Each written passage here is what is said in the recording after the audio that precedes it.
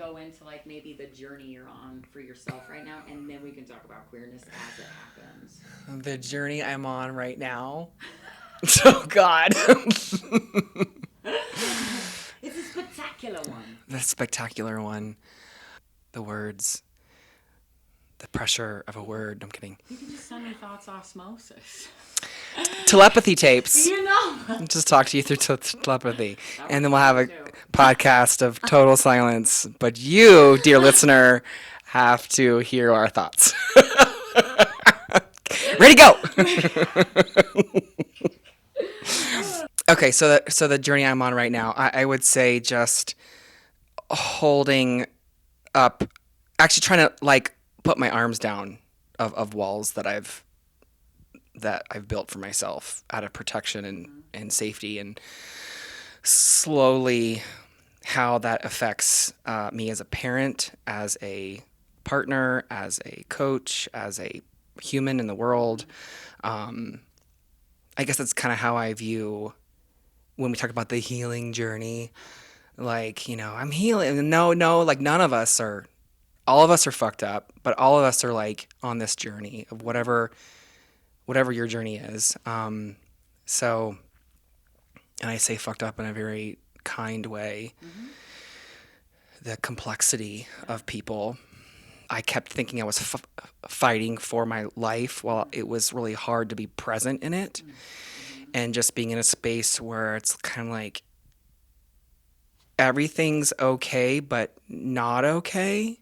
Mm-hmm. And I'm okay with the not okay too. Yeah. I love this journey. It's so layered and wide and narrow, and I love what you're saying, friend. Also, I want to say thank you for coming here. Let me just touch your toe. Touch my toe. I'm just so grateful that you're here today, because you literally just spoke to this, like, that little nuance of like, I'm okay with it not feeling as okay as I thought it would feel like. And it's not causing as much discomfort as it used to. Like, the not okayness was like, for me, the anxiety would be out of control. And now I'm just like, okay, what is it? Something? As a person who identifies as trans and non-binary, I was born breaking all the rules. Mm-hmm. And then, but you don't know that you're breaking all the rules. Mm-hmm. And then, so you're like, okay, I'm trying to like, fit in. Mm-hmm. Then it's like, well, I'm just suffocating and dying on the inside. And then you like figure out how to like break out of that. And then you come out. Mm-hmm. Right. And then when you come out, people get pissed off, and they, the complexity of it is that we're living under really abusive conditions, mm-hmm. but we're all still finding ways to continue to live, mm-hmm. despite, like, mm-hmm. We're going to do all this. And I was like, yeah, you can't blow down the house of authenticity. Yeah. Like, we're just here. That's mm-hmm. it. End of story, done, period. Queer was not a word of praise for queer folks. It was a very derogatory term, even 20, 30 years ago. We're not even talking. It still tries to get used at us. As a kid, it was a school in Byers, which is just right outside of here, like 40 miles east. Anyway, I want to call it out because why not? They would play Smear the Queer. Yeah. And so I'd get chased around, and then the boys would force kisses on me or like smash me down and stuff. And really weird behavior that I didn't understand, because my reality, I had kind of always grown up in a way as an awkward kid at the time. So like, I was in a cult.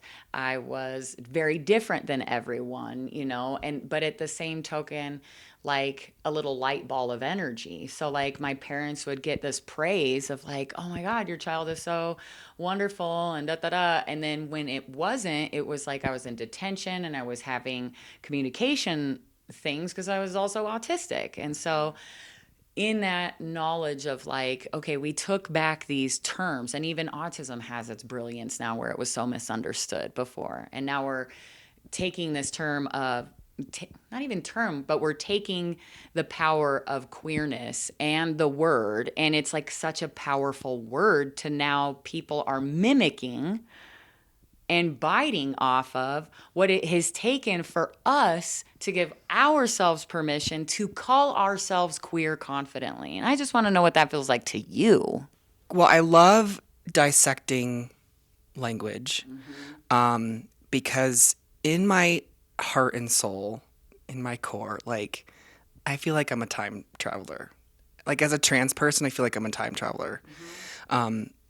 That, and so I would say I just kind of got more integrated that word into myself in the past like few years. But I remember when came out gay at 19, 18, 19, 20, and then I shared with the people in my life that I am trans and non-binary at age 40, and like really latching, like, I will hold this word till like because when I heard the word non-binary, I was like, that's it. Right. That's me.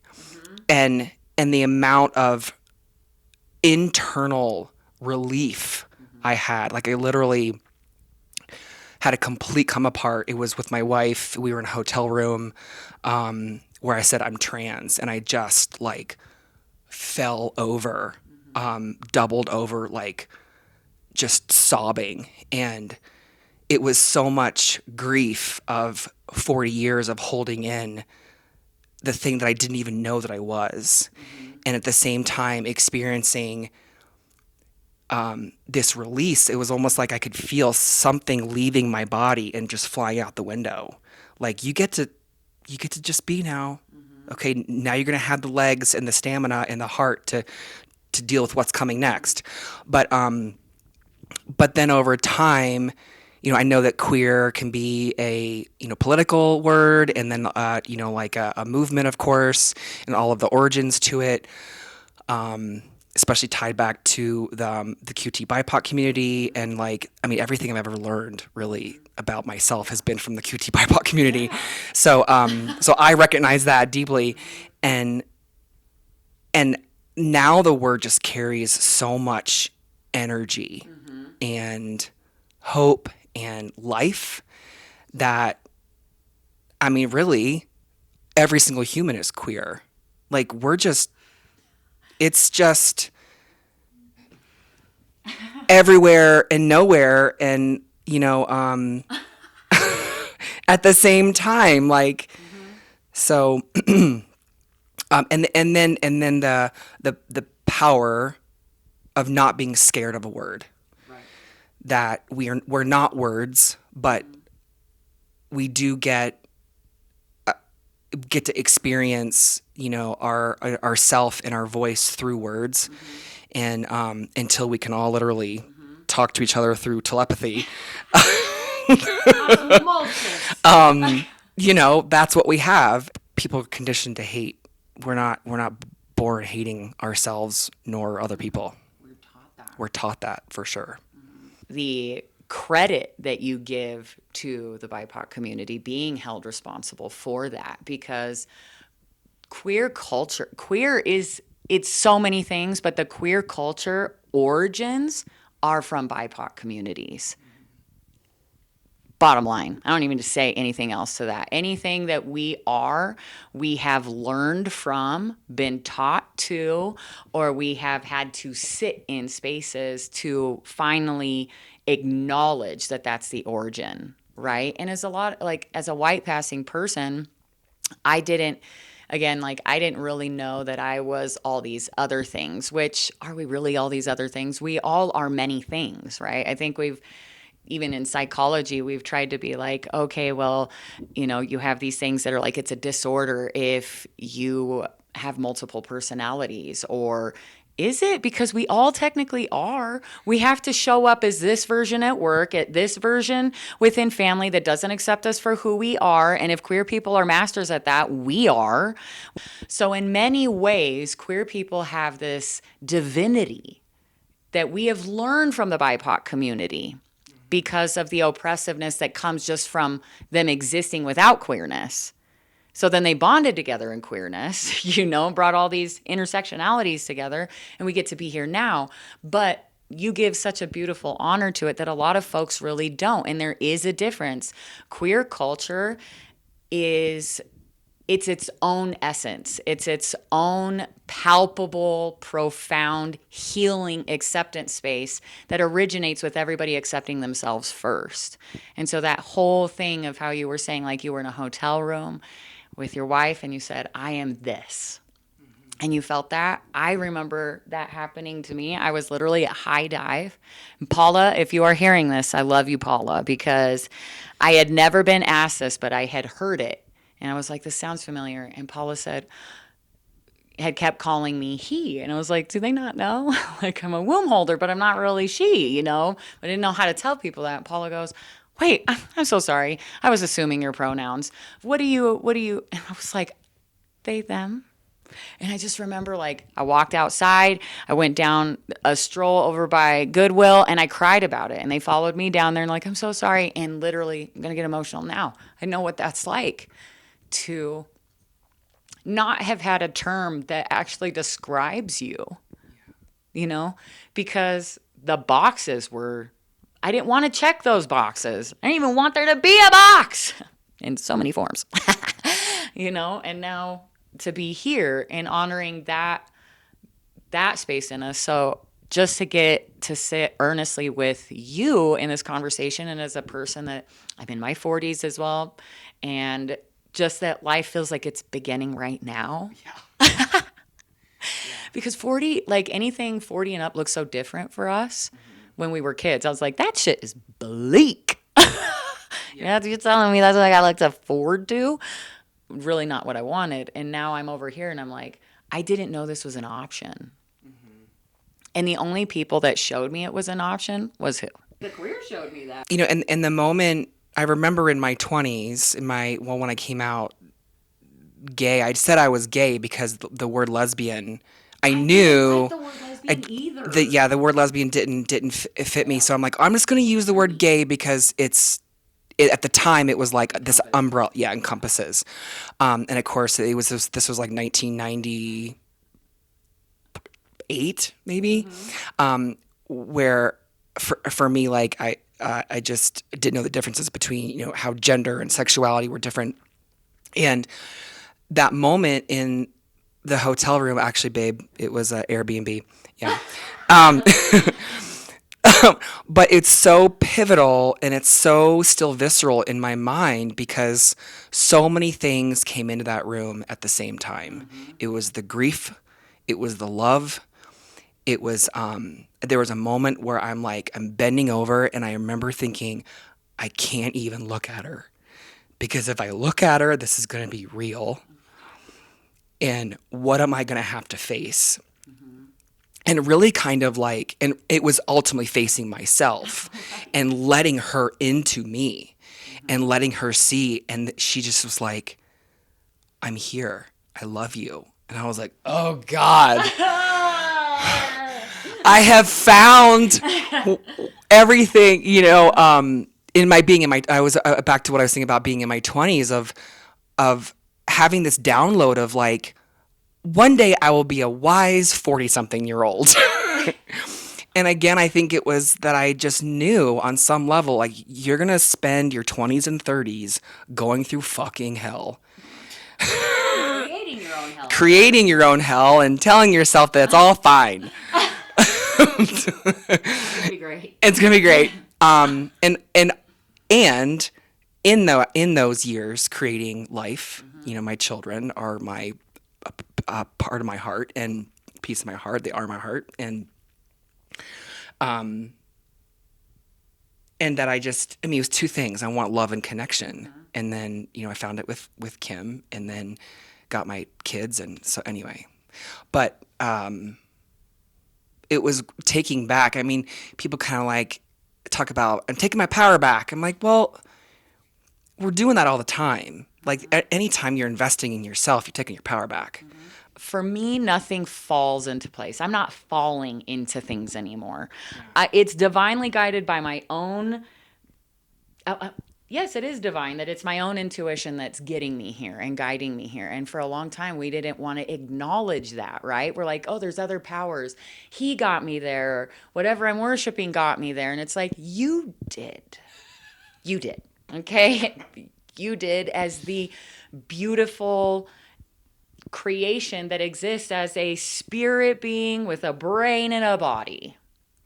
It was our journey to that. But because we weren't shown the option of healing, of boundaries, and as simple as and basic as that sounds now, when you do a ton of things within finding your way, or finding your way so you're not falling into your ways.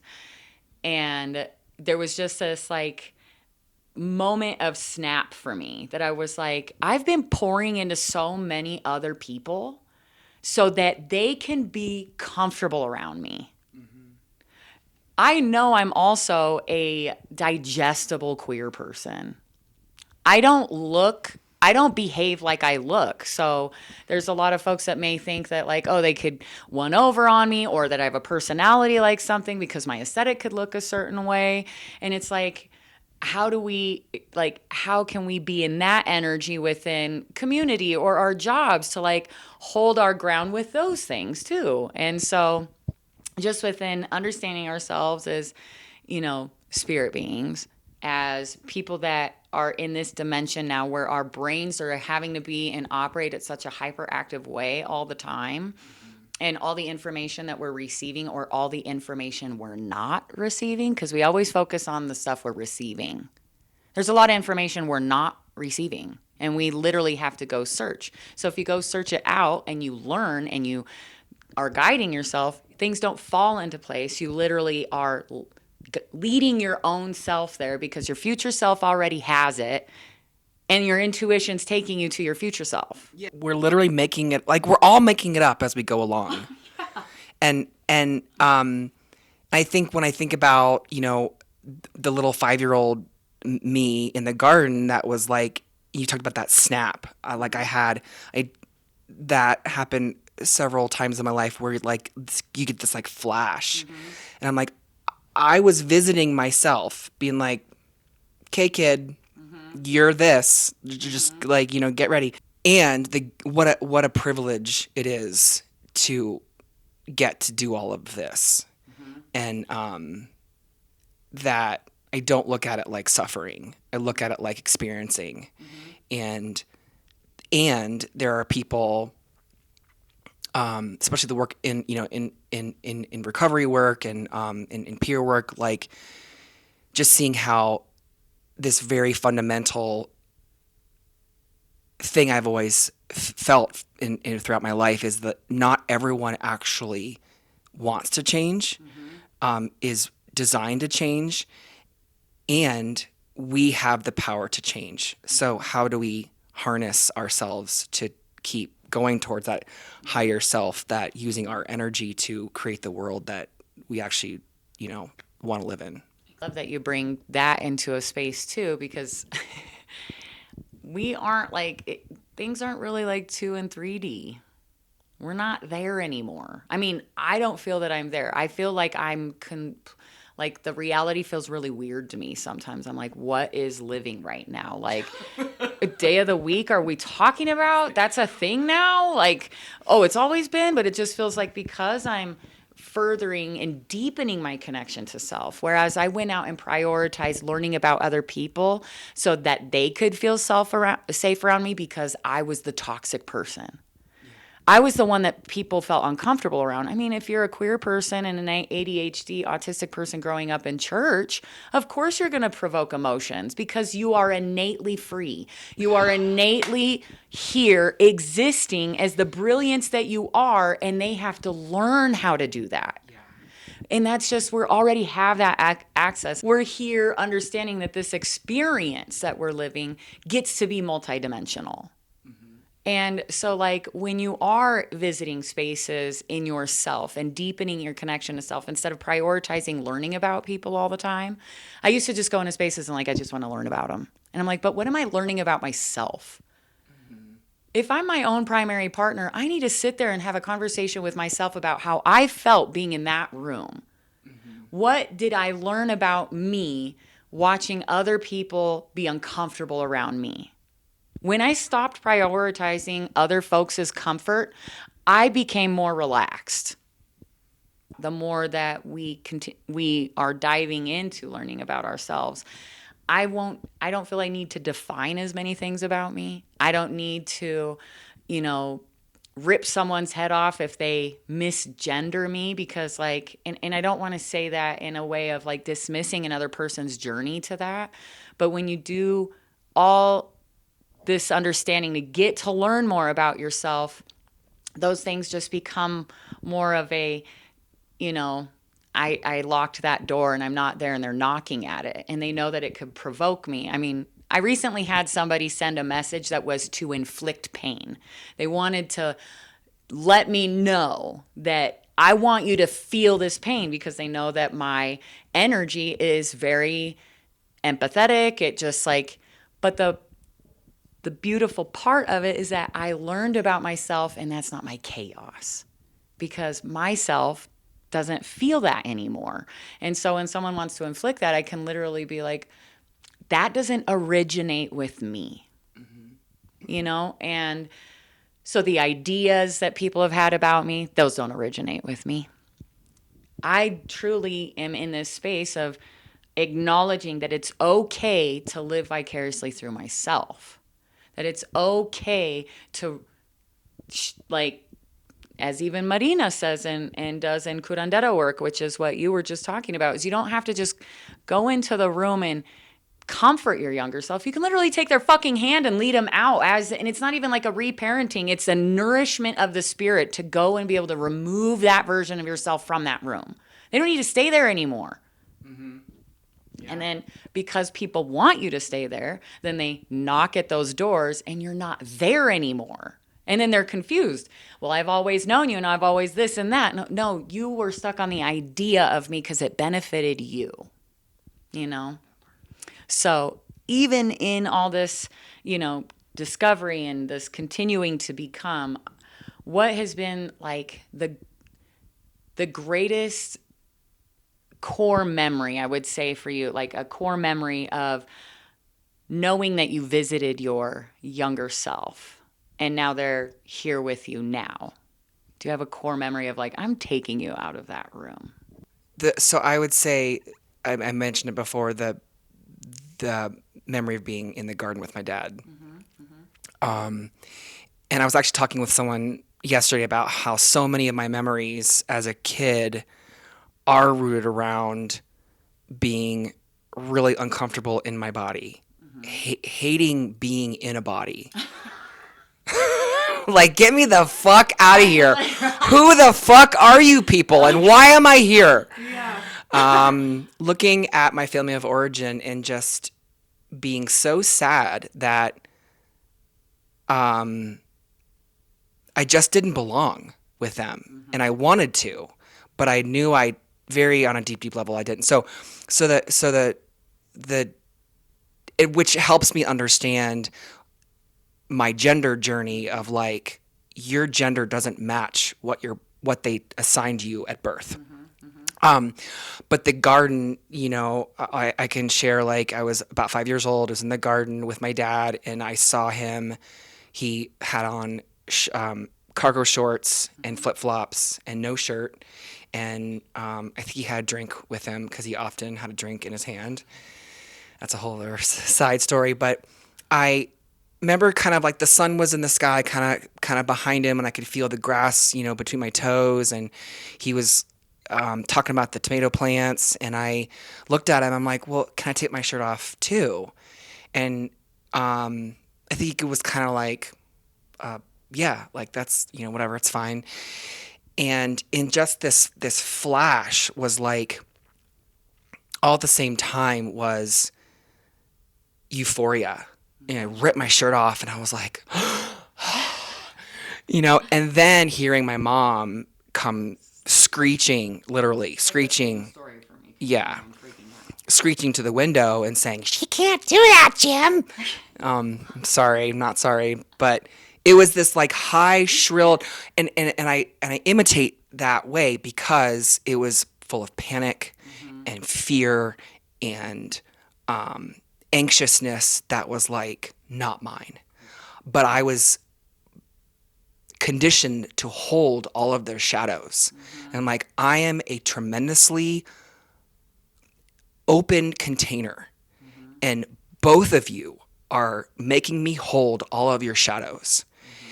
And that in the moment that I kind of said, here you go, have them back, it helped me learn more about me too. But so all in that moment, like I had this flash kind of from the sky of like this knowingness, my mom's at the window, my dad's kind of like, kind of just like taking up space. And then this flash was like, I think my higher self or like the version of me, probably at 40, just saying, you made it. Like you're then I could say like, you're a boy, you're more masked, you're queer, you're trans, whatever, enter in the word. But in my mind, it was always this flash of like something was coming to save me. And I'm like, it's not, it was always me, like quantum level of like, it was always me, all versions at the same time in space, occupying all together. And then the grief that can come with outgrowing the family of origin. That's like you just like an orphan of the universe. Yeah, that's how I felt. Like completely, cut off from. Like biologically, it's just me and my two kids, and of course we have our family. With Kim, like we're a blended family, but DNA wise, we're just kind of like, and that is strange sometimes, but also just like, well, of course, this is it. Like, of course, this is the only way through. Became your own representation. You had to make yourself a safe space because, the honesty that spaces are safe doesn't exist. Yeah. Like, let's just stop with that. Yeah. But the beauty of it is that if we are said to take up space, why wouldn't we want the space that we're taking up as us being in this flesh to be safe for ourselves? And when you have people having us hold their shadows and hold these things, you don't feel safe in yourself. So of course we don't want to be in this body. Of course we don't want to be in these things. And that is such a similar story to me. I've talked about it on another podcast where when I was younger, my dad was doing yard work and he took off his shirt and I was like, me too. My mom comes out the house, put your shirt back on. And I just remember being like, but like I'm my dad though. Like dad didn't say nothing, still didn't say nothing afterwards either. And it's like, again, that's where we were seen immediately not able to normalize an experience that was like, oh, okay, this is a teachable moment. Society isn't safe for you to do that. However, you can do it here. Let me teach you about that. So we couldn't normalize chests.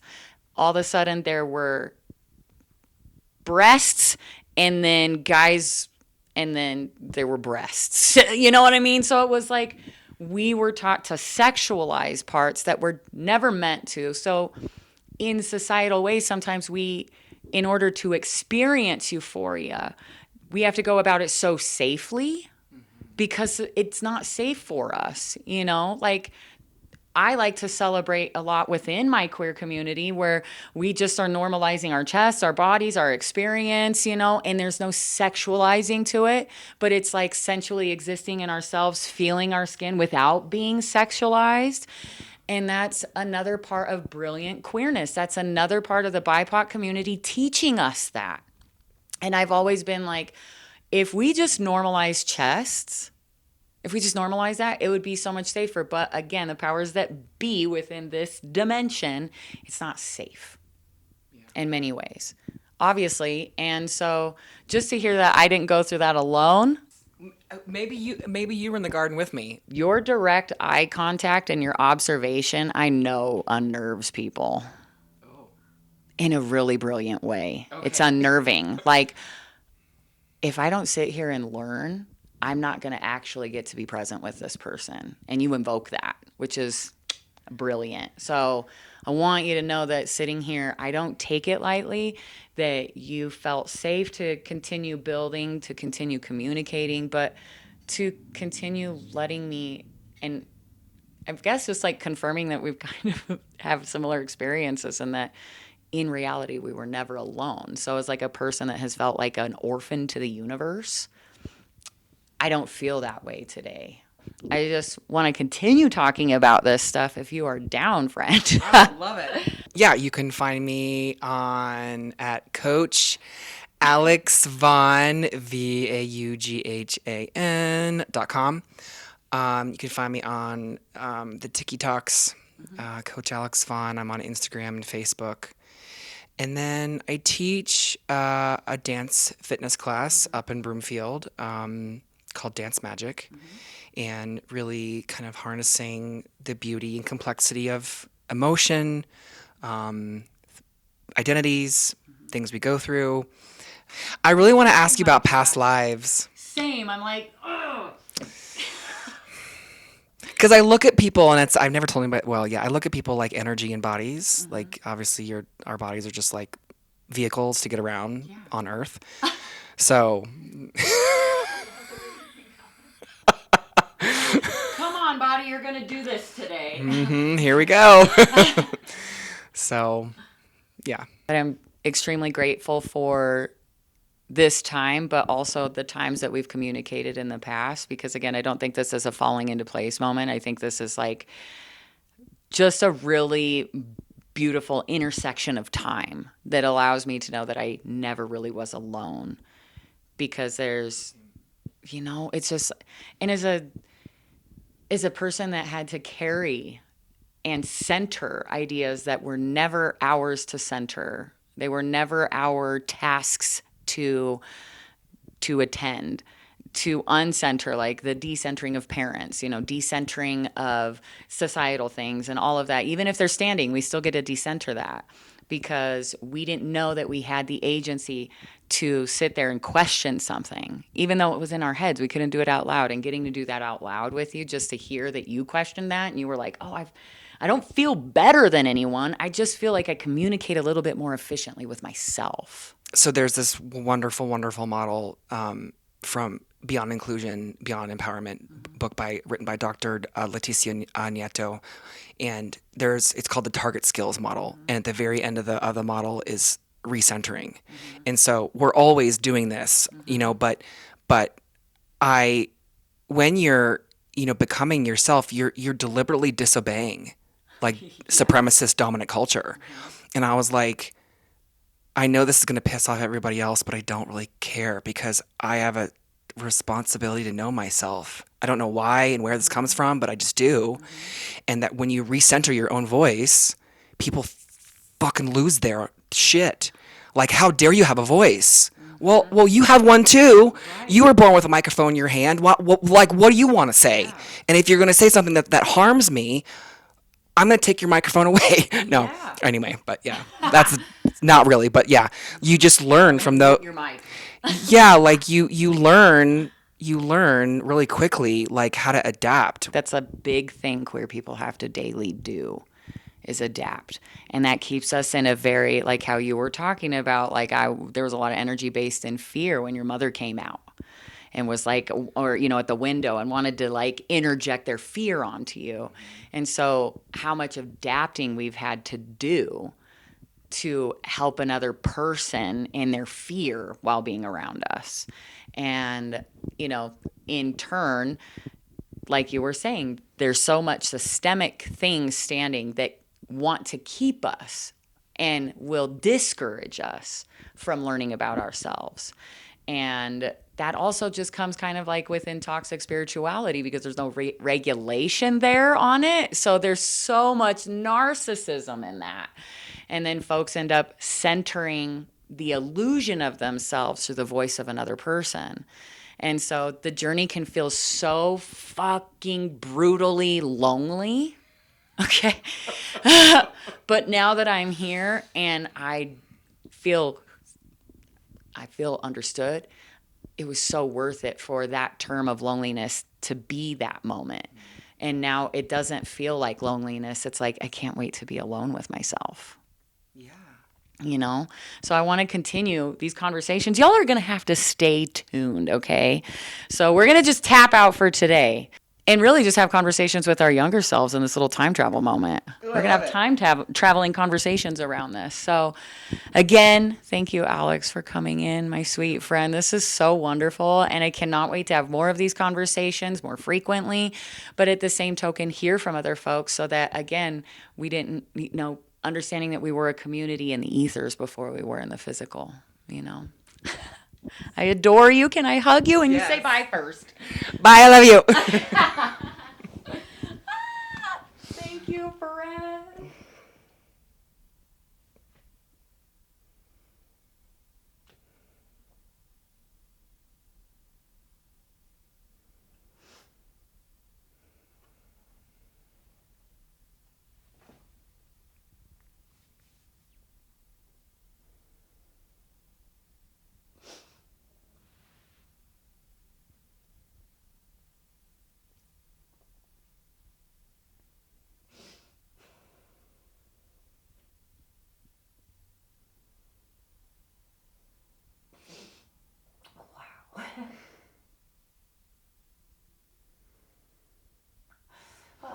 To exist. To exist. Cheers. We did that. I love you.